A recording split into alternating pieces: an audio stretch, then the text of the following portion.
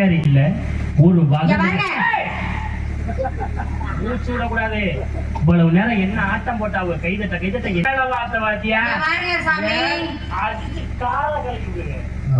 என்ன சொல்றேன்னா, என்னடா இருக்க கூட்டமெல்லாம் ஒரு மாதிரி எந்திரிச்சு போகுதே, குறைவா இருக்கேன்னு நினைச்சேன். ஆனா உண்மையாவே ஞானஸ்தரில் மட்டும் உட்காந்துருப்பீங்கன்னு நினைக்கிறேன் நான். அவங்க எல்லாம் போதை இனிமே இதுக்கு மேல என்னத்தை பார்த்தவங்க போயிருக்காங்க. ஆனா நீங்க இவ்வளவு கவனமா நான் நிறைய ஊர்ல பாத்திருக்கீங்க. ஆனா கவனம் ரொம்ப கவனம் அவங்க எங்க பக்கம் இழுக்கிறதுக்கு நாங்க ரொம்ப கஷ்டப்படுவோம். நீங்க பூராமே எவ்வளவு கவனமா இருக்கீங்க. எனக்கு ஏமா நீ எத்தனை அடியா கூட்டியா இருக்கிற ஒரு ஆள் 2 ஆளு சந்திக்கலாமா? விட்டு அடியால நான் செவ்வாய்பேட்டை சந்திக்கணுமா? ஏமா நீ என்ன கேள்விட்டு வரல, இந்த அம்மா என்ன கேட்கவே இல்லை. நல்லா கவனிக்கணும். இந்த கேள்விக்கு நீங்க பதில சொல்லிட்டு மட்டும் நீங்க போங்க சாமி அப்படின்னு சொன்னாங்களா? சாமி நீ என்கிட்ட கேட்டோம்னு சொல்றீல, அப்படி என்ன கேட்ட? நீ என்ன கேட்டையா? சாமி உங்கள்ட்ட என்ன கேட்டேன்னு 7 எழுத்துக்கள் கொண்ட ஒரு இலக்கண நூல். 1, 4, 5 எழுத்துக்களை சேர்த்தால் மக்கள் அணியும் ஒரு பொருள். 3, 4, 5 எழுத்துக்களை சேர்த்தால் மக்கள் குடிக்கும் ஒரு பானம். 3, 6, 7 எழுத்துக்களை சேர்த்தால் மனிதனை வேதனை அடைய செய்யும் ஒரு செயல். இதையெல்லாம் சற்று உற்று நோக்கி கவனித்தால் நான் சொன்ன அந்த இலக்கண நூலின் பெயர் வந்துவிடும். ஒரு சில பேர் என்ன சொல்லுவாங்க, நீங்க சரியான நேரம் அந்த கேள்விக்கு பதில சொல்லிட்டு உள்ள போங்க அப்படின்பாங்க.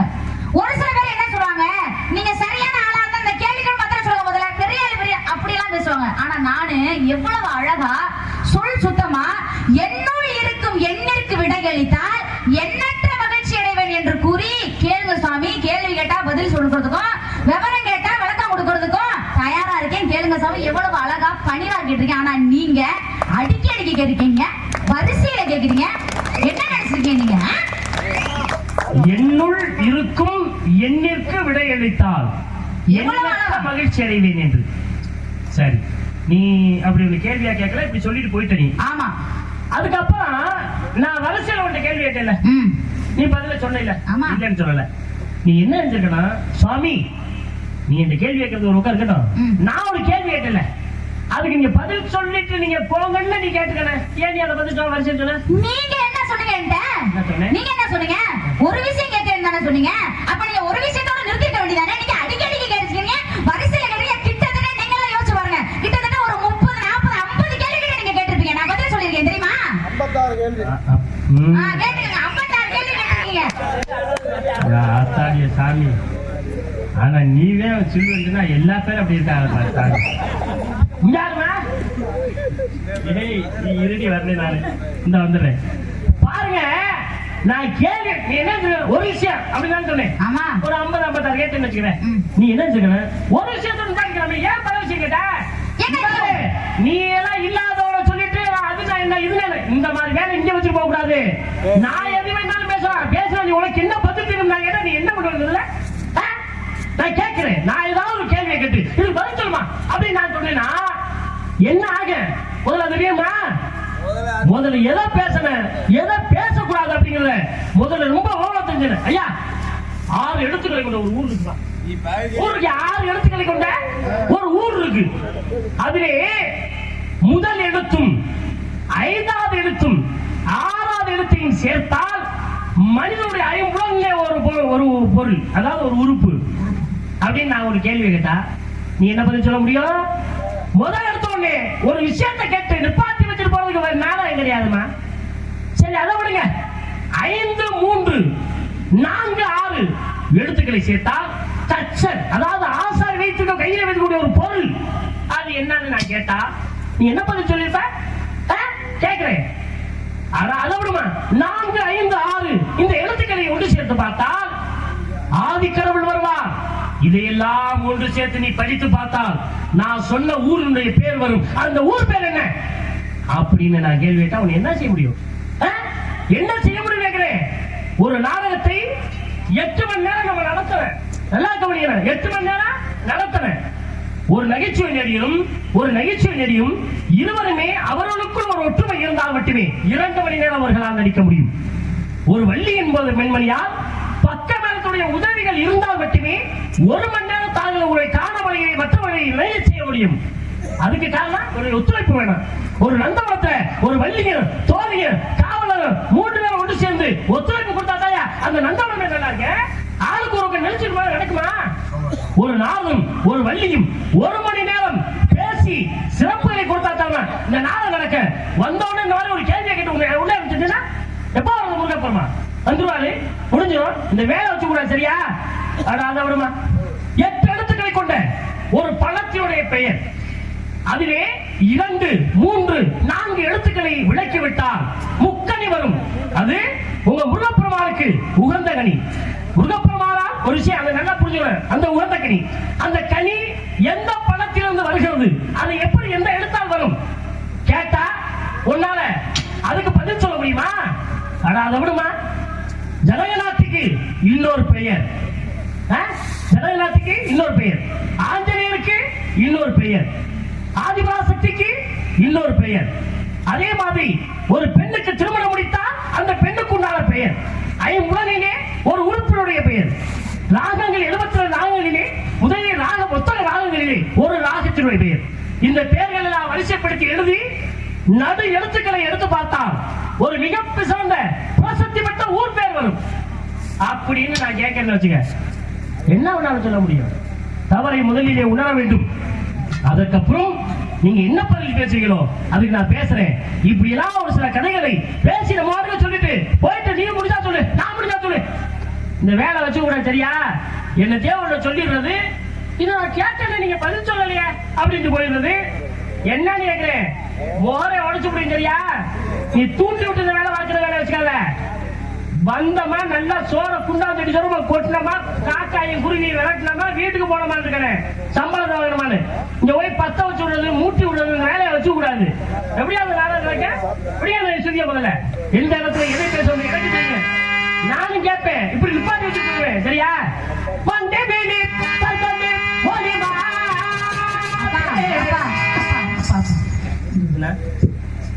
என்னவா பிரச்சனை உனக்கு? உனக்கு என்ன பிரச்சனை கேட்கிறேன்? இல்ல சாமி, இப்ப நீங்க என்ன கேட்டீங்க? நீங்க கண்டுபிடி கற்கன முடியுமா? கதையை நடத்துறதுக்காக அது தெரியாம இருக்கு. என்கிட்ட என்ன கேட்டீங்க நீங்க? ஒன்றையா? ஆமா. 6 எழுத்துக்கள் கொண்ட ஒரு ஊரினுடைய பெயர். 1, 5, 6 எழுத்துக்களை சேர்த்து அந்த 6வது எழுத்தை சேர்த்தால் மனிதனுடைய ஐம்புலனிலே ஒரு அவயம், ஒரு உறுப்பு. 6 எழுத்துக்கள் உள்ள ஒரு ஊரு. 1, 5, 6 எழுத்துக்களை சேர்த்தால் மனிதனுடைய ஒரு உடம்பிலே உள்ள ஒரு உறுப்பு. ஆமா. அது என்னன்னு ஐம்புலனிலே உண்டு. ஆமா. அதானே என்னன்னு தானே கேட்டீங்க. 6 எழுத்துக்கள் உள்ள ஊருன்னு சொன்னீங்கல்ல, என்ன ஊரு? அந்த ஊரு பேர் சிதம்பரம். போதுமா? சிதம்பரமா? ஆமா.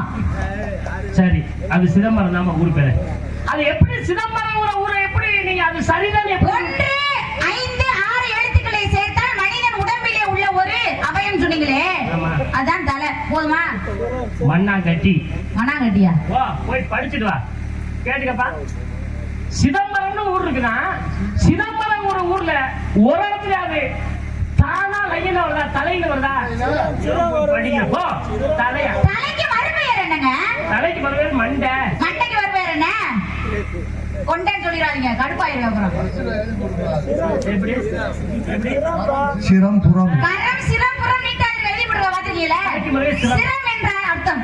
சிதம்பரத்துல 1வது எழுத்து சி, 5வது எழுத்து ரா, 6வது எழுத்து இம். அப்ப சிரம். அப்ப 1, 5, 6 எழுத்துக்களை சேர்த்தா மனிதன் உடம்புல உள்ள ஒரு அவயம். சரிதானே? என்ன மரப்பு? அடுத்து நீங்க என்ன கேட்டீங்க? 5, 3, 4, 6 எழுத்துக்களை இந்த 4 எழுத்தையும் கேட்டா தச்சர், அதாவது ஆசாரி கையில வைக்கக்கூடிய பொருள். 5, 3, 4, 6 எழுத்துக்களை சேர்த்தால் கையில வைக்கக்கூடிய பொருள் ஒரு பொருள். அது என்ன பொருள்? அதுதான் ரம்பம். போதுமா? ஆரம்பம். இது ரம்பம் தான். அது ஆரம்பம்ல நான் சொல்ல. ரம்பம் எப்படி வரும்? எத்தனாவது எழுத்து சொன்னீங்க? 5வது எழுத்து என்ன? 5, 3, 4, 6. 5வது எழுத்து ரா, 3வது எழுத்து இம்மு, 4வது எழுத்து ரா பா, அதே மாதிரி 6வது எழுத்து இம்மு. அப்ப எத்தனை மொத்தம் வந்தாருங்க? ரம்பம். அதான் ரம்பம். ஆரம்பமே அஜயா. அடுத்து நீங்க என்ன கேட்டீங்க? 4,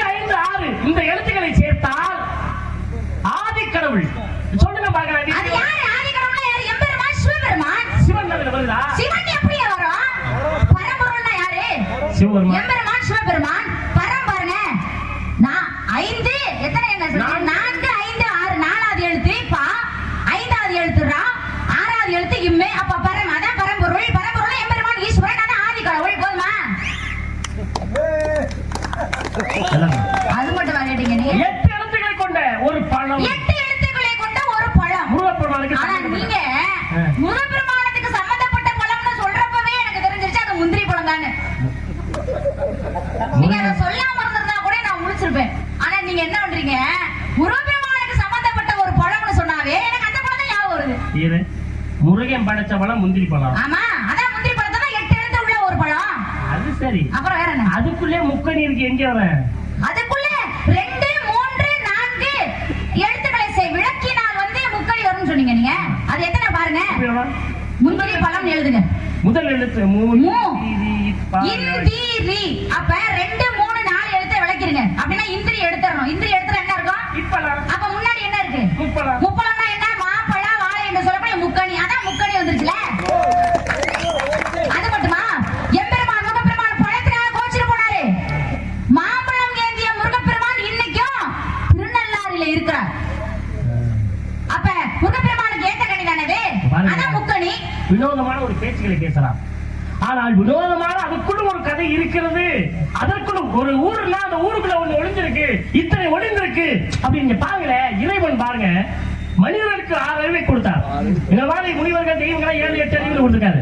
ஆனா கடவுள் பாருங்க, உங்களை பிறவியிலேயே இப்படிப்பட்ட ஒரு 10 அறிவு, அப்படி ஒரு அறிவு இருக்கிற 10 அறிவு உங்களுக்கு கொடுக்கலாம். அந்த அளவுக்கு ஒரு சிறப்பான உங்களுடைய அந்த கண்டுபிடிப்பும் சரி, திறமையான பேச்சும் சரி, அழகான அந்த சொல்லக்கூடிய விதமும் சரி. ஒரு சிலர் சொல்றது கைவியான் பேசுவாங்க. ஆனா அவ்வளவு அழகா தெளிவா இந்த எழுத்துக்கு இதுவே சுவாமி, இது இப்படிதான் சுவாமி விளக்கம் என்று மிக சிறப்பாக என்னுடைய கேள்விக்கு அவையாக பதிலளித்த உங்களுக்கு உண்மையாவே எனது வாழ்த்துக்கள். வாழ்க பல்லாண்டு, வாழ்க வளமுடன். ஏன்னா ஒரு விஷயத்தை பேசுறது பேச்சு விளக்கத்தை கொடுக்கும்போது தனி சிறப்பு எங்கதான் இருக்கு. ரொம்ப நன்றி, வாழ்த்துக்கள், வாழ்த்துக்கள். நல்லா இருக்கேன், நல்லா இருக்கேன். சரி, சந்தோஷம், மகிழ்ச்சி. அதனால உங்களை பற்றி அப்பா ஒரே ஒரு நிமிஷம். இல்ல, நான் வந்து இந்த பூலோகத்துல இருக்கேன். நீங்க வந்து தேவலோக ரிஷி. சாட்சாத் மகாவிஷ்ணுவே இறங்கி வந்த மாதிரி அங்க இருந்து வந்திருக்கீங்க. மகாலட்சுமியுடைய அந்தப்புறத்திற்கே செல்லக்கூடிய வல்லமை படைத்தவர் யார் அப்படின்னா நாகரத மகரிஷி. நீங்க அப்படிப்பட்ட நீங்க இந்த பூலோகத்துல இருக்க இந்த சின்ன பிள்ளைக்கு வந்து உங்களுடைய நாவிலிருந்து இப்படி ஒரு வாழ்த்து கிடைக்குது அப்படின்னு நான் நினைக்கும் போது எனக்கு வந்து ரொம்ப ரொம்ப சந்தோஷமா இருக்கு. அந்த சந்தோஷம் வந்து நீண்ட ரொம்ப நன்றி சாமி. அதுக்கு இல்ல இதுக்கு நன்றி சொன்னா கூட பொருந்தாது. அந்த அளவுக்கு மன மகிழ்ச்சியா இருக்கு. அதுக்கு முதல்ல உங்களுக்கு நான் மனமார்ந்த நன்றியை தெரிவிச்சுக்க விரும்புறேன். இப்படி ஒரு வாழ்த்து உங்க வாயில இருந்து எனக்கு கிடைக்கணும்னு நினைக்கிறப்ப எனக்கு சொல்லுறதுக்கு ரொம்ப நன்றி சாமி. எனக்கு இதுக்கு மேல என்ன சொல்றது தெரியல. ரொம்ப மனமார்ந்த நன்றி நான் தெரிவிச்சுக்க விரும்புறேன். என்ன ஒண்ணு நான் கேட்டதா நீங்க பதிலே சொல்லல. அறிவுக்கா மூதேவி, மூதேவி மண்ணாங்கடி, நீ ஒரு ஆளாடி. ஒரு விஷயத்தை பேசுறப்ப அறிவு ஆண்டவன் கொடுக்கவே இல்லையா? 10 அறிவு நீங்க அது நல்ல பிள்ளை கொடுக்க உன்ன மாதிரி மண்ணாங்கடி கொடுக்கலாம். என்ன தெய்வ குழந்தை ஒரு நாள் உண்மை ஆண்டவன் உண்மையான இயற்கையில என்ன ஞானத்தை கிடைக்கல. ஒரு மனிதர் ஒரு முயலா இருந்து தெய்வம் ஞான குழந்தையா பேசுறது. எதுக்கு அந்த நாளத்தை நான் நல்லபடியா இதுக்கு எதுக்கு நான் சபரத்தை முடிக்கிறேன்? முருகன் வரணும், அவையார் வரணும். அந்த தெய்வ குழந்தை எல்லாம் சொன்னாங்க, வாழ்த்துனாங்க. தெய்வ குழந்தை எதுக்கு சொன்னேன் நானு? சரி, உங்களுக்கு பெருமையை பார்த்து பாருங்க. ஆனா இப்படி ஒரு எறும்பு வாயில என்ன வார்த்தை இதிகாச சொல்ல இலக்கிய சொல்ல எப்படி பட்டம் கொடுத்துருப்பா பாத்தியா? அப்படிதான் பெருமையை கெடுது. இல்ல இதிகாச சொல்றாரு, இலக்கிய சொல்றா பல பட்டங்களும் வாங்கியிருக்காரு. எப்படி வாங்கியிருப்பாரு பாத்தியா? எப்படி இப்படிதான் என்னப்பா பேசி அதை சொல்றேன். இந்த வேலை நீ மஞ்சக்கடை பண்ணி நான் விடிய விடிய மண்டக்கடை பண்ணிட்டு இருப்பேன். புரியுதா? முதல்ல என்ன வேலைக்கு அவருக்கு கேட்கதான் தெரியும், பதில் சொல்ல தெரியாது. போற ஓட்டுல பெட்டியை நோக்குவேன்.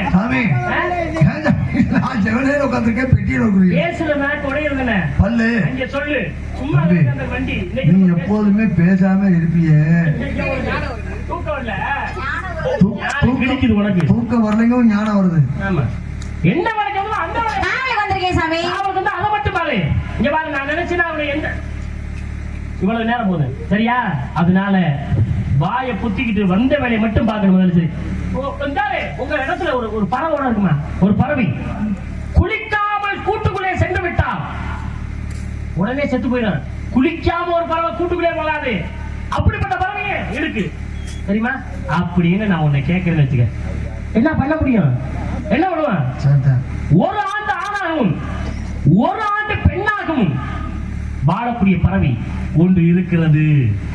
அது என்ன? ஒரு ஆண்டு ஆணு ஒரு ஆண்டு பெண்ணு அப்படின்னு ஒரு பறவை இருந்துச்சுன்னா அது என்ன பறவையா இருக்கும் அப்படின்னு நான் கேட்கறேன்னு வச்சுக்க, என்ன செய்வேன்? இந்த ஏன் சாமி பெருமையா சொன்ன உடனே நான் கேட்டா வாக்கியமா ஒரு பொம்பளை பிள்ளை பேசுற பேச்சாது இங்க வா, எந்த பக்கமும் பறக்க வர, முன்னாலையும் பறக்கும் பின்னாலையும் பறக்கும் பக்கவாட்டிலையும் பறக்கும், அப்படி பறக்கக்கூடிய ஒரு பறவை இருக்கிறது அப்படின்னு ஒரு கேள்வியை நான் கேட்கிறேன்னு வச்சுக்க, நீ காவல் காக்கிறதுனால என்ன செய்வேன்? பறவை ஓட்டம் வந்திருக்கு. என்ன செய்வ நீ? அதுதான் சொல்றேன், வந்த வேலையை சரியா பார்க்கணும். ஒரு நாடகத்தை நடத்துவது எப்படின்னு எனக்கு தெரியும். 6 வருஷம் கால தலையை ஊடாங்க, 6 வருஷம் கீழே கால தலையை ஊண்டாத பறவை இருக்குது. என்ன பறவை அப்படின்னு நான் கேட்கிறேன்னு வச்சுக்குவேன். என்ன பதில் சொல்வ நீ? வாயில வந்த பேச்சு பேச. அது மட்டும் இல்ல, ஒவ்வொரு பறவை எல்லா இறக்கைகள் இருக்குல்ல, இறக்கையே இல்லாத பறவைகள் ஒண்ணு இருக்கு. அப்படின்னா என்ன பறவை அப்படின்னு கேட்டா நீ என்ன பதில் சொல்வ? முதல்ல எதை பேசணும் பேசக்கூடாது அப்படிங்கிற விதங்களை நீங்கள் நன்றாக புரிந்து கொள்ள வேண்டும்.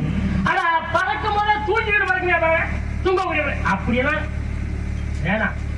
எப்படி நடத்தணும், எந்த கதை நடத்தணும் எனக்கு தெரியும். சும்மா இந்த அவரை ஏவி விடுறது, இந்த பெட்டிக்காரன் ஏவி விடுறது, மிருதக்கார பையனை காலையில எப்படியாவது டீ வாங்கி கொடுக்கணும் அம்மா சொல்லி அந்த பையனை ஏவி விடுறது, இந்த வேலை இதோட பாத்தீங்க தெரியா? கேட்கும் கேள்விக்கு தகுந்த பதிலை நான் கேட்க வேண்டும். கதையின் இப்படி சங்கருடைய எழுதிய பாடலை எழுத வேண்டும். ஒரு பாடல் நான் கேக்குறேன். இப்ப உங்க அப்பா பிரம்மா தானே படிக்கிறார்? ஆமா, எங்க அப்பா தான் படிக்கிறாரு. அதானே படிக்கிறாரு. ஆமா, ஓரறிவு ஈரறிவு மூன்றறிவு நான்கு எல்லாத்தையும் எல்லா ஜீவராசியும் படிக்கிறது உங்க அப்பா தான். ஒரு உயிரினம் தலைய வெட்டி போட்டாலும் 9 நாளைக்கு உயிரோடு இருக்கக்கூடிய ஒரு உயிரினம், அது என்ன உயிரினம்? முத கேள்விக்கு அவர் பதில் சொல்லல, சும்மா தம்பி நீ பெட்டிய வேலை பார்த்துக்கிட்டு இருக்க, அந்த வேலையை மட்டும் பாரு. இருக்க தம்பியில ஒண்ணு இல்லாம புரிஞ்சிருவேன். உன் கவனம் கூட அங்கே இருக்கிற தம்பி, இங்க இருக்க கூடாது சரியா? நாடகத்துக்கு வந்தமா பாட்டு பாடுறதுக்கு மட்டும் வாசிச்சமா இருக்கணும். சும்மா பக்கத்துல அது பேசுறீங்க இது பேசுறீங்க வேலையை வச்சு கூட சரியா? சாதாரணப்பட்டாளா? எனக்கு தெரியாதா? இதிகாச சுடம் இலக்கிய சுடணும் சுடணும் பல பட்டங்கள் வாங்கினதுப்பா. எப்படி வாங்கிருப்பா தெரியுதா? தெரியுது. கழுத்தே இல்லாமல் வாழக்கூடிய ஒரு உயிரினம், அது என்ன உயிரினம்? ஆனா கழுத்தை கூட விடுங்க, காது இல்லாம வாழக்கூடிய ஒரு உயிரினம், அது என்ன உயிரினம்? பல்லு இல்லாத உயிரினம் என்ன உயிரினம்? நான் கேட்பேன். உலகத்திலே மிக சிறிய இதயம் கொண்ட உயிரினம் நான் கேட்பேன். பதில் சொல்ல முடியுமா உங்களால? நான் கேட்டேங்கிறதுக்காக ஒரு கேள்வி கேட்காதமா. நான் எதுக்கு கரு போறது உனக்கு? ஏமா கரு போறது உனக்கு? நான் கேள்வி கேட்டா நீ பதில சொல்லணும், அதான் உங்க கட்டாயம். அப்ப நீ அதுக்காக ஒரு பதில் கேள்வி இருக்க, ஒரு கேள்விக்கு இன்னொரு பதில் கேள்வி ஆகுமா? பதில் தானமாக. அதுக்காக நீ எந்த ஒரு கேள்வி நீ என்ன செய்ய? முதல்ல மட்டும் உடனே சொல்லிட்டு போனீங்க. 5 என்ன 6 என்ன 7 என்ன 8 என்ன சொல்லி பண்ணல. அப்ப நான் இதை கேட்டு நான் சொல்ல முடியல. என்னென்ன பறவை குடிக்காம உள்ள போற பறவை யாரு? இப்ப நீ என்ன கேட்டீங்க? என்ன கேட்டீங்க? அது மட்டும் இதோட மட்டும் பாருங்க. எந்த பதிலுக்கு கேள்வி கேட்கிற வேலை மட்டும் வச்சுக்க சரியா? அடே எப்படினே இப்ப சொல்லி எப்படினே? ஆமா, அவர் முருக வரணும் அப்புறம் அபயார் வரணும். அதுக்காக தானே அவர் வேகமா முடிக்கிறாரு. எதுக்கு நான் தெரியும்? வேலை பாருங்க. முருக வரணும் அபயார் வரணும், நாடகத்தை சிறப்பா நடத்துறதுக்காக பாருங்க. அப்பா இருங்கப்பா.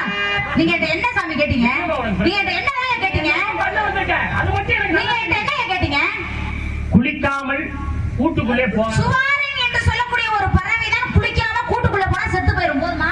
ஐயோ, அப்புறம் நீங்க என்ன கேட்டீங்க? அதாவது ஒரு பறவை ஒரு வருஷம் ஆண் பறவையா வாழும், இன்னொரு வருஷம் பெண் பறவையா வாழும். அது என்ன? ஈரிதழ் சிட்டு. அதுக்கு பேரே ஈரிதழ் சிட்டு.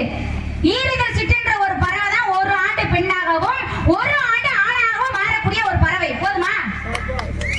அப்புறம் முன்னால பின்னால பக்கவாட்டுல எல்லா பக்கமும் பறக்கக்கூடிய பறவை ஒரு பறவை கேட்டீங்க. அதுக்கு பேர் தான் தேன் சிட்டுன்னு சொல்லக்கூடிய ஒரு பறவை தான் எல்லா பக்கமும் பறக்கும். 6 வருஷம்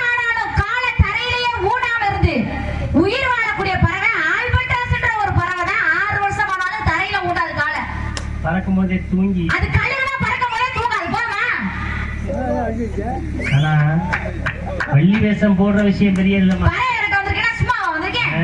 இது வந்து நான் உன்னை கேள்வி கேட்டு உன்னை நிப்பாட்டுறதுங்கிறக்காக நான் அதை கேட்கறப்பா. நல்லா கவனிக்கணும். ஒரு கேள்வியை கேட்டு வள்ளியை அசிங்கப்படுத்துங்கிற எண்ணம் எனக்கு எதுவுமே வந்தது கிடையாது. உண்மையாவே சொல்றேன், உண்மையாவே. ஆனால் இதை ஏன் கேட்கிறேன், பறவைகள் சம்பந்தப்பட்டது. உங்க அப்பா காட்டு பொண்ணை வந்து காவலுக்கு அனுப்பிச்சிருக்காருன்னா சும்மா அனுப்பிச்சிருக்க மாட்டாரு, எனக்கு தெரியும் நல்லா. அவர் ஒரு ஞானஸ்தர். ஆனால் இதையெல்லாம் சொல்லித்தான் அனுப்பி இருப்பார் என்பது எனக்கு நன்றாக தெரியும். ஒரு பறவையை பத்தியே தெரியாம வள்ளி இருக்கு வருது அப்படின்னு நாளைக்கு யாரும் கேள்வி கேட்டு விடக் கூடாது என்பதற்காகத்தான் உனக்கு முன் எச்சரிக்கையாக நான் எடுத்துக்காட்டு. இது யாரு செய்ய முடியும்? உங்க அப்பா இருந்தா இங்க சொல்லி அனுப்பிச்சுடுவாரு. உங்க அண்ணனும் இல்ல, அந்த பையன் வந்தாப்புல வந்து எனக்கு என்ன ஓடிட்டாப்ல. அந்த பையன் இருந்தாலும் பரவாயில்ல, அந்த பையன் வந்திருந்தா வேற மாதிரி நடந்திருக்க வச்சுக்க. அது வேற விஷயம் இருக்கு. அந்த பையன் வந்தாலும் சரி அடிச்சு நொறுக்கி மண்டையெல்லாம் உடைச்சுட்டே இருப்போம் தவிர இங்க வந்து வார்த்தையில வார்த்தை எதுவுமே பேசக்கூடாதுங்கிற வார்த்தையை நான் சொல்லுவேன் தவிர. ஏன்னா இடையில வந்து அவர் இப்படி எல்லாம் பேசுவாங்க எனக்கு தெரியும். அதனால அந்த பையனும் வரல, போயிட்டு போகுது. அவரை பத்தி நம்ம பேச வேணாம். ஆனால் இறைவனால் கொடுக்கப்பட்ட ஞானம் இருக்குமா? உங்க அப்பா சொல்லி கொடுத்த விட இறைவனால் கொடுக்கப்பட்ட ஞானம் எல்லா பிள்ளைகளும் கிடைச்சுமா? உனக்கு கிடைச்சிருப்பா. இந்த பறவைகளை பத்தி ரொம்ப அருமையா, திறமையா, அழகா, தெளிவா எனக்காக மக்களுக்காக எடுத்து கூறியமைக்கு மிகப்பெரிய நன்றி, வாழ்த்துக்கள். நல்லா இருக்கணும், சந்தோஷம். வாழ்க பல்லாண்டு, வாழ்க வளமுடன். சாமி ரொம்ப நன்றி சாமி. ஏன்னா எனக்கு என்ன சொல்றதுன்னு ஒண்ணும் புரியல சாமி. மனசுல இந்த பட்டாம்பூச்சி எல்லாம் பறக்குன்னு சொல்லுவாங்கல்ல, சந்தோஷம். அந்த சந்தோஷம் எல்லை இல்லாத எண்ணற்ற சந்தோஷம் என்னோட ஓடிட்டு இருக்கு. தேவல ருசியில நீங்க மகாலட்சுமி அந்த புத்திர செல்லக்கூடிய வல்லமை படைத்தவர், 7 பதினாலும் செல்லக்கூடியவர். தாங்களுடைய நாவிலிருந்து இந்த பூலோகத்துல இந்த காட்டுல இருக்கக்கூடிய இந்த எந்த எண்ணெய பார்த்து இப்படி ஒரு வாழ்த்து உங்க நாவிலிருந்து எனக்கு வருதுன்னா சாதாரண விஷயம். அப்படிப்பட்ட வாழ்த்து தந்த உங்களுக்கு ஆனா பெரிய பெரிய வார்த்தை எல்லாம் சொல்லி வாழ்த்து கொடுக்குறீங்க, அதுதான் மிகப்பெரிய சந்தோஷம். அது இந்த பிரம்மபுத்திரத்தில் இப்படி எல்லாம் சொல்லி ஹரிதானம் போட்டு வாழ்த்துனா நல்லா இருப்பாங்க. அதான் சாமி, உங்களுடைய ஆசீர்வாதம் எனக்கு இன்னைக்கு இல்ல என்னைக்கா இருந்தாலும் கண்டிப்பா இருக்கணும். அதுக்கு முதல்ல உங்களுக்கு மனமார்ந்த நன்றி தெரிவிச்சுக்கோங்க. என்ன ஒண்ணு நான் கேட்டதான் என்ன பதில் சொல்லல. மக்கள் வந்தாங்க ஒரு அறிவு வேணாமா? இந்த நாடகத்தை நடத்துறாரு ஏங்க தெய்வ குழந்தைனாரு, தெய்வ குழந்தைனாரு. எங்க 10 அறிவு இருக்குன்னு சொன்னாங்க எனக்கு. நீ திரும்பி ஏமா கேக்குற? இல்லைன்னா நீ தெய்வ குழந்தை.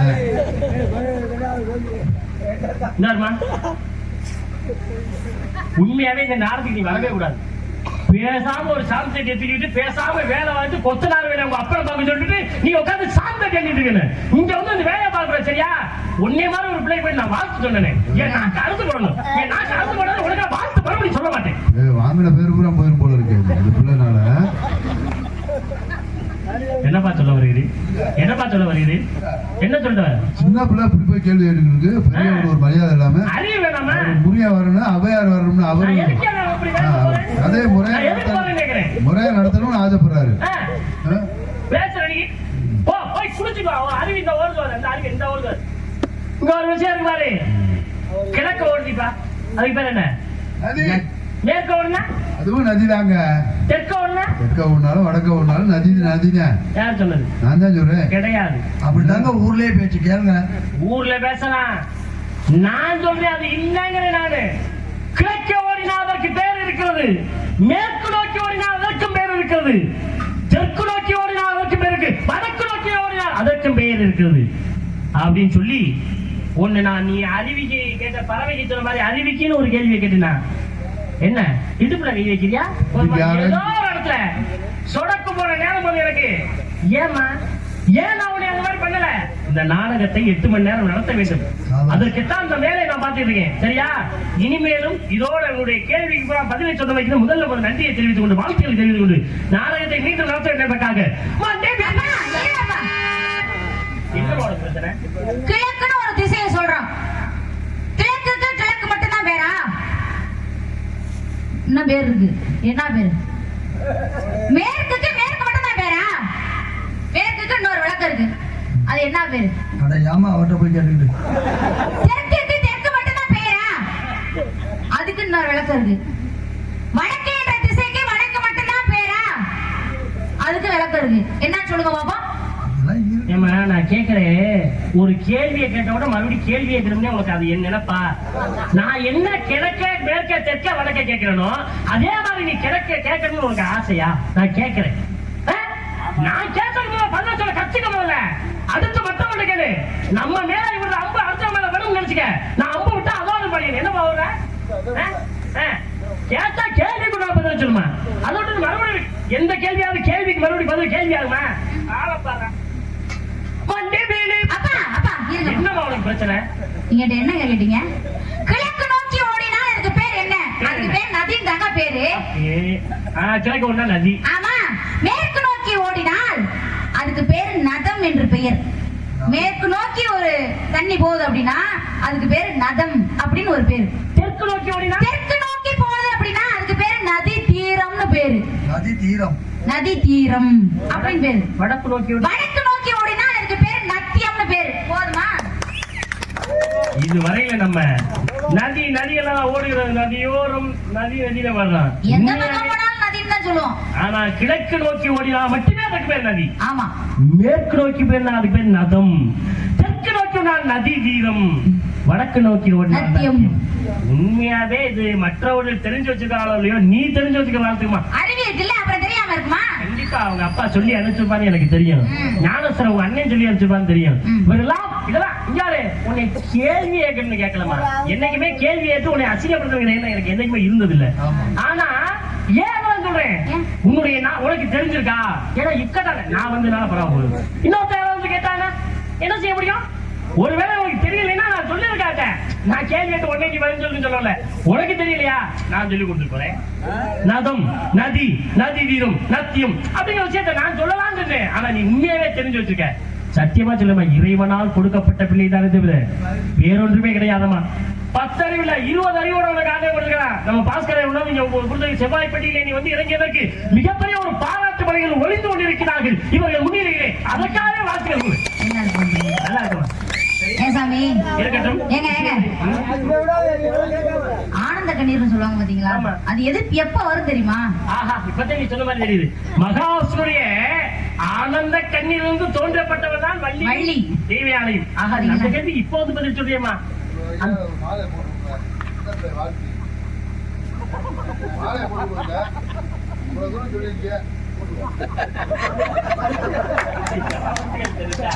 போட்டுருங்க. ஏங்க எவ்வளவு வாழ்த்திருக்க, ஒரு மாலை போடக்கூடாதா? நல்ல மனசா இருந்தா போட்டுருங்க. இல்ல உண்மையாவே வந்து இது மாதிரி ஒரு இதுக்கு மேல என்னங்க வேணும்? இதுக்கு மேல என்ன வேணும்? ஆனந்த கண்ணீர், வெற்றி மாலை. பாத்தீங்களா? ஆனந்த கண்ணீர் எப்ப வரும் தெரியுமா? அளவு கடந்த ஒரு சந்தோஷம் மனசுக்குள்ள இருந்துச்சுன்னா மட்டும்தான் வந்திருக்கு. வரீங்களே இல்ல, அளவு கடந்த சந்தோஷம், எல்லையற்ற சந்தோஷம் மனசுக்குள்ள இருந்தா மட்டும்தான் ஆனந்த கண்ணீர்னு ஒண்ணு வரும். ஆனா இப்போதைக்கு எனக்கு ஆனந்த கண்ணீர் வர்ற மாதிரி தெரியும். மேடையில் அடிக்கிறதுனால கொஞ்சம் கட்டுப்படுத்திட்டு இருக்கேன் நானு. அந்த அளவுக்கு சந்தோஷமா இருக்கு. அப்படிப்பட்ட சந்தோஷத்தை இருந்த உங்களுக்கு இங்க மட்டும் இல்ல, இறைவனுடைய வாழ்த்து மாதிரி உங்களுடைய அவங்க முதல்ல உங்களுக்கு என்னோட மனமார்ந்த நன்றி, கோடான கோடி நன்றியை நான் தெரிவிச்சு விரும்புறேன். அதுக்கு முதல்ல என்னோட நன்றி. என்ன ஒண்ணு நான் கேட்டதுதான் நீங்க பதிலே சொல்லல.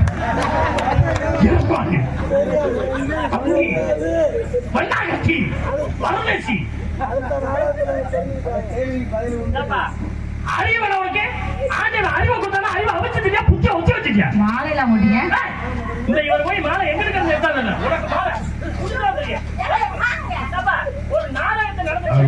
நாடகத்தை நடத்தணும்னு நினைக்கிறாரு. ஏண்டா வந்தோம்ல, ஏண்டா வந்தோம்னா அதுக்கு பதில சொல்லிட்டு பரவாயில்ல மீதி நாடகத்தை நடத்தலாம் அப்படிங்கிறது. இப்படி எல்லாம் சொல்லிட்டு நீ கேட்ட கேட்டீங்களா நான் பதில் சொல்லாம மக்கு மாதிரி நிக்கிறேன்னு நீ நினைச்சியா? ஏமா ஒரு கேள்வியை கேட்கிறவனுக்கு எதுவுமே பதில் தெரியாம ஒரு கேள்வியை கேட்பனா? நீ கேட்ட கேள்விக்கு எனக்கு பதில் தெரியும், நான் உங்ககிட்ட கேட்ட கேள்விக்கு பதில் தெரியும். வெறும் கேள்வியை மட்டும் படிச்சுட்டு ஒரு பதில படிக்க மாட்டேன். ஒரு புத்தகம் முன்னுரை என்றால் முடிவுரை வரையிலுமே நான் அந்த புத்தகத்தை படிக்கக்கூடியவன். புத்தகத்தை எடுத்தா உடனே ஏதோ 2 வரியை படிச்சு வைக்க மாட்டேன். அந்த புத்தகத்தை முடிச்சுட்டு மறு புத்தகமே எடுப்பேன். அப்படிப்பட்ட எனக்கு போய் நீ வந்து என்ன சொல்ற? நான் அப்படியே எல்லா பேரும் கை தட்டுவேன். என்ன ஒண்ணு நான் கேட்ட கேள்வி நீங்க எவ்வளவு சந்தோஷம் உனக்கு. ஏன் இந்த சந்தோஷத்தை உனக்கு கொடுத்தேன் தெரியுமா? எல்லா விஷயங்களும் பேசுன நீ ஒரே ஒரு நான் கேட்ட கேள்விக்கு ஒரு கேள்விக்கு நீ பதில் சொல்லல. நான் கேட்ட கேள்வி சும்மா பேசுறதெல்லாம் பேசாதீங்க சரியா? நான் எல்லா கேள்விக்கும் பதில். இதோட நீ பேசக்கூடாது. இப்ப நான் பேசுறேன். இப்ப நீ பேசக்கூடாது. தப்பு பாருங்க சாமி, தப்புன்னு அடிச்சு அப்படியே பேசாம நீ இருமா. நான் போட்டு கொண்டாடுறானே. சரி, நீ கேட்ட கேள்வி நான் பதில் சொல்ல மக்கள் தெரிஞ்சுல. ஆமா, நான் கேட்ட கேள்விக்கு ஒரு கேள்விக்கு நீ பதில் சொல்ல. ஒரே ஒரு கேள்விக்கு இந்த நான் எல்லா கேள்விக்கும் பதில் சொல்றேன்ல. பாருங்க, இதுக்கு மேல என்ன வேணும்? உண்மையாவே நீங்க ஓரம் பண்றீங்களா இல்ல நீங்க நான் கேட்ட கேள்விக்கு நம்ம பதில் சொல்லிட்டாங்களா?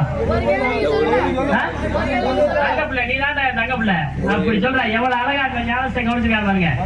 எல்லா கேள்விக்கு நீ பதில சொல்லி இருந்தீங்கன்னா நான் ஏன் அவ்வளவு நேரம் மறுப்பணும் தெரியுமா? தெரியாத மாதிரி எப்பயாவது ஒரு தடவை மறந்து கூட இருந்திருப்பேன்.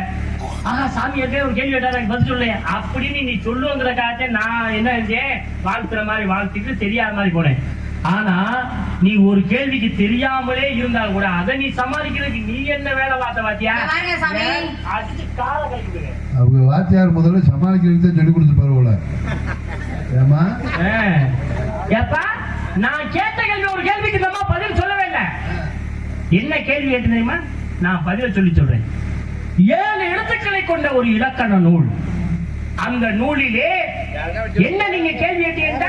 1, 4, 5 எழுத்துக்களை சேர்த்தால் மக்கள் அணியும் ஒரு பொருள். சரி. 3, 4, 5 எழுத்துக்களை சேர்த்தால் மக்கள் குடிக்கும் ஒரு பானம். சரி. 3, 6, 7 எழுத்துக்களை சேர்த்தால் மனிதனை வேதனையடை செய்யும் ஒரு செயல். இதெல்லாம் சற்று உற்று நோக்கி கவனித்தா அந்த நூலுடைய பெயர் வந்துவிடும். அந்த பேருக்கு அந்த நூலுடைய பேர் என்ன தெரியுமா? என்ன? அதான் தொல்காப்பியம் என்ற நூல். தொல்காப்பியமா? இந்த தொல்காப்பியம் என்ற நூலிலே தான் நீங்க சொன்னீங்களே 1, 4, 5 முதல் எழுத்து அது என்ன தெரியுமா? ஒன்றாவது தொப்பி. முதல் எழுத்து தெரியுமா? தோ. நான்காவது தெரியுமா? இப்பு. ஐந்தாவது தெரியுமா? பி. தோ இப்பி தொப்பி. நம்ம தலையில நீ இப்படியே தொப்பி. அடுத்து என்ன கேட்டீங்க? 3, 4, 5 எழுத்துக்களை சேர்த்தால் மக்கள் குடிக்கும் ஒரு பானம். அதுதான் காப்பி. மூன்றாவது எழுத்து கா. நான்காவது இப்பு. ஐந்தாவது பி. காப்பி. அதுதான் மக்கள் குடிக்கக்கூடிய ஒரு பானம் காப்பி. அடுத்து என்ன சொன்னீங்க? 3, 6, 7 எழுத்துக்களை சேர்த்தால் மனிதனை வேதனையட செய்யும் ஒரு செயல். அதுதான் காயம். மூன்றாவது கா. ஆறாவது யா. ஏழாவது எழுத்து இம். ஒரு மனிதனுக்கு உடம்புல வெட்டுப்பட்டாலோ கல்லு தட்டினாலோ அது என்ன படும்? காயப்படும். காயப்பட்டா மனிதனுக்கு என்ன வரும்? வேதனை எரியும். அப்ப வேதனை எரியக்கூடிய சொல் என்ன சொல்? அதுக்கு பேர் தான் காயம். நீ கேட்ட கேள்விக்கு தொல்காப்பியம் என்ற நூல். நான் ஏன் இதுக்கு பதில் சொல்லாம இருந்தேன்? நான் கேட்ட கேள்விக்கு பதில் சொல்ல வக்கு இல்ல. ஒரு கூடாது. இவ்வளவு நேரம் என்ன ஆட்டம் போட்ட கைதட்ட என்ன ஆட்டம் போட்ட எனக்கு எவ்வளவு வேதனை வந்திருக்கு. இந்த ஆளுக்கு ஒரு மாலையை கொண்டு வருது. எங்க போய் நீ எங்க கிடந்துச்சு எனக்கு தெரியல. தூக்கிட்டு வந்து சார்ந்து அது சொல்லுங்க. இலக்கிய சொல்ற இந்தியா சொல்ற இப்படிப்பட்ட வாங்கியிருப்பாரு. இப்படித்த அவன் சொல்ற பெட்டிக்கார தம்பி சொல்லுது. அடா போமா அவர் ஏற்கனவே கேட்ட மறுபடியும் இந்த பெட்டிக்கார தம்பி சொல்லுது. நீ வச்ச ஆளா கேட்கிறேன். கேட்ட பக்கல. அதுக்கு என்ன சொன்னேன்? ஐயா கழுத்தை வெட்டி தலையை வெட்டி போட்டாலும் 9 நாள் உயிரோடு இருக்கும் பிராணி என்ன பிராணி? உங்க அப்பா படிப்பிலே அது என்ன பிராணி தெரியுமா? அதான் கரப்பாம்பூச்சி. கழுத்தை வெட்டி போட்டா 9 நாள் உயிரோடு இருக்கும். அடுத்து என்ன கேட்டீங்க? கழுத்தே இல்லாத அது என்ன அப்படின்னா இந்த நண்டு பார்த்திருப்பீங்களா? நண்டு அதுக்கு கழுத்து என்பதே கிடையாது. நீங்க கேட்டது நண்டு கழுத்து இல்லாது. காது இல்லாது அப்படின்னு சொல்லி பாத்தீங்களா? அது காது இல்லாத தெரியுமா? பாம்புகளுக்கு தான் காது என்பது இருக்காது. அது கேள்வி. அடுத்து பல்லு இல்லாத ஜீவன் அது என்னன்னா அதுதான் ஆமை. சிறிய இதயம் கொண்டது. உலகத்துல ஜீவராசி சிறிய இதயம் எது கொண்டு? சிங்கத்துக்கு தான் சிறிய இதயம் கொண்டது. அப்ப சிறிய இதயம் சிங்கம். பல்லில்லாதது ஆமை. கழுத்தில்லாதது நண்டு. அது போல தலையை வெட்டி போறது கரப்பான் பூச்சி. நீங்க கேட்ட கேள்விக்கு நான் சொன்ன பதில் இந்த 5 கேள்விக்கு நான் பதில் சொல்லுங்க. அது சொன்னீங்களே கிழக்கு அப்படின்னா அதுக்கு பேர் கிழக்கா? குணக்கு, ஐந்திரி, பிராசி, பூர்வம். இதுதான் கிழக்குங்கிற திசைக்கு இத்தனை வகை திசைகளுக்கு பேர் இருக்குது. மேற்கு இருக்க குடக்கு, வாரணம், மேற்கு, பশ্চিম சொல்லக்கூடிய அதான். அது இங்க இருக்கு, அது மேற்கு. தெற்கு இருக்க வடக்கு இருக்க வடக்குக்கு உத்தமம், உதீஸ்.